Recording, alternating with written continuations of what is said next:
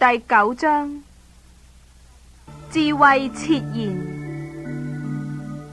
智慧建造房屋，鑿成7根柱子，宰殺牲畜，調和旨酒，設擺筵席，打發使女出去，自己在城中至高處呼叫，說：誰是愚蒙人，可以轉到這裏來？又對那無知的人說：你們來吃我的餅，喝我調和的酒。你們愚蒙人要捨棄愚蒙，就得存活，並要走光明的道。指斥褻慢人的，必受辱罵；責備惡人的，必被玷污。不要責備褻慢人，恐怕他恨你；要責備智慧人，他必愛你。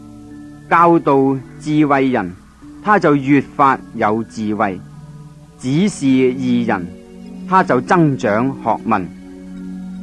敬畏耶和華是智慧的開端，認識至聖者便是聰明。你藉着我，日子必增多，年歲也必加添。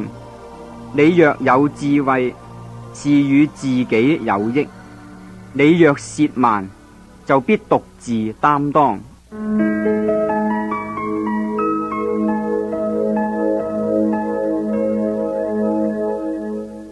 愚婦喧嚷。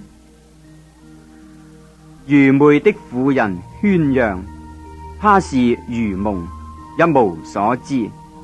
她坐在自己的家門口，坐在城中高處的座位上，呼叫過路的，就是直行其道的人，說：誰是愚蒙人，可以轉到這裏來？